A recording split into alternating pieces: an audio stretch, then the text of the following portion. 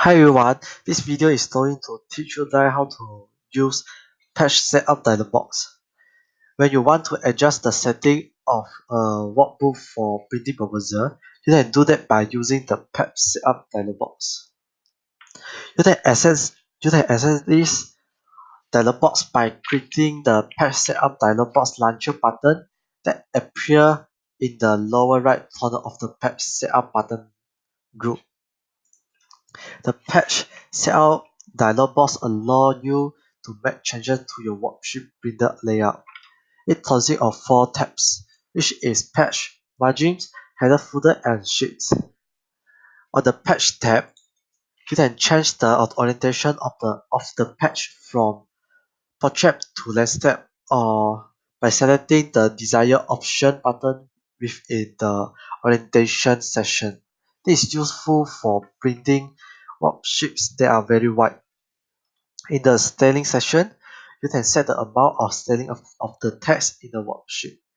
You can increase the styling percentage to make the printout more easily readable, or you can set it down to fit more printed data on the page. You can select the adjust to option button and enter a percentage into the text box to the right of that option, which set at 1% of the default size information should print.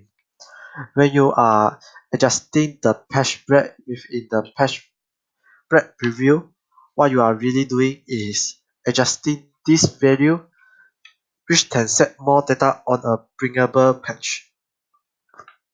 You also can select the fix to button and then enter the number of page across and down into the two spinner boxes that follow that option to the right in the styling section. Below the styling section, you can use the paper size to drop down. You can use the paper size drop down to select the size of paper to which you will be printing the worksheet. You also can use the print quality drop down to set a print quality in dots per ink. You can also type a number into the first page number text box to set the first page to display the number as the starting point in the header or footer, assuming that you have add page numbering to the header and footer when printing. Next is margins. On the margin tab, you can set the print margin for your worksheets. Use the spinner arrow to set the top, right, bottom, and left margins within inch. You can also set how far from the top or bottom edge the header and footer data will print by setting the value into the header and footer spinner boxes. You can also check the check boxes under the center of pages section to center the worksheet data, which is horizontally and vertically. On the header and footer tab, you will see the header and footer for your current workbook. You can use the header and footer drop down boxes that appear on this tab to select some pre-made standard heading information. You can create either the custom header or custom footer buttons to create a custom header or footer into which you can type on your own data.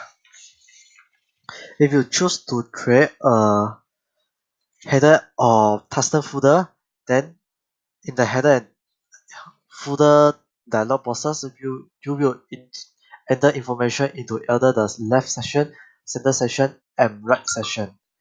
Excel also provides you with multiple buttons that allow you to insert pre-create fields of information into your header and footers. These buttons are format text, insert page number, file number, insert date, insert time, insert file page, file name, and insert picture, and format picture.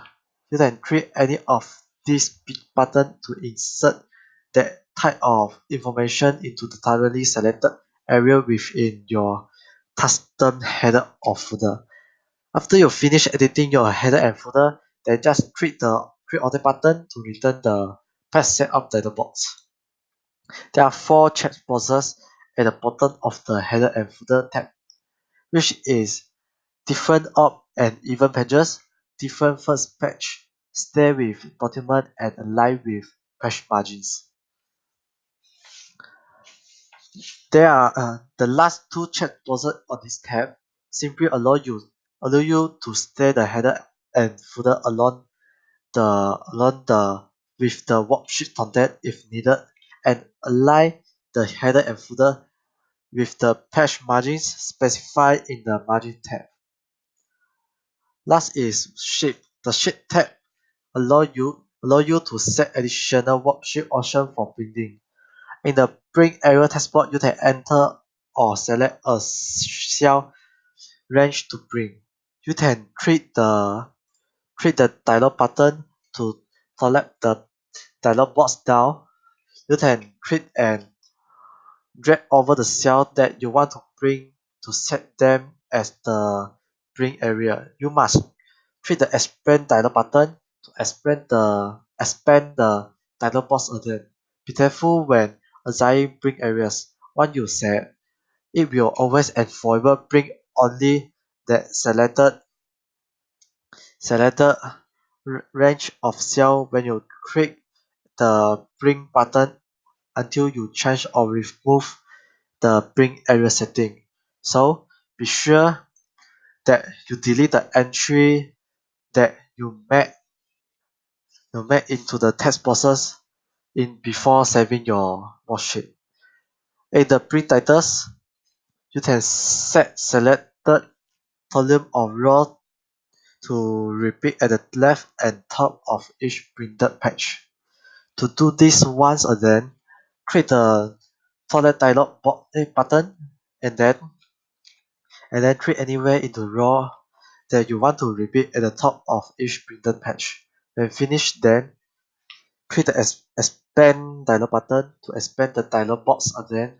You can also do the same thing with the column to repeat at left, text box to set selected column to repeat at the left of each printed page.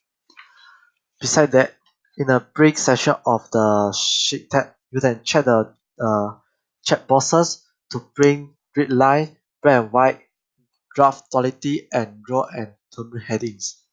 You can also change the display of arrow in cell that contain error by using cell arrows as drop down to select the blank.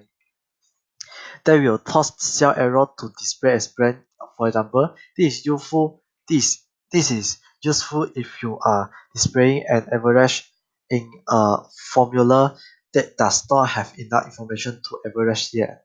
Normally, you will see the divide by zero error message telling you that you cannot divide by zero. You can change that display with this drop down when printing.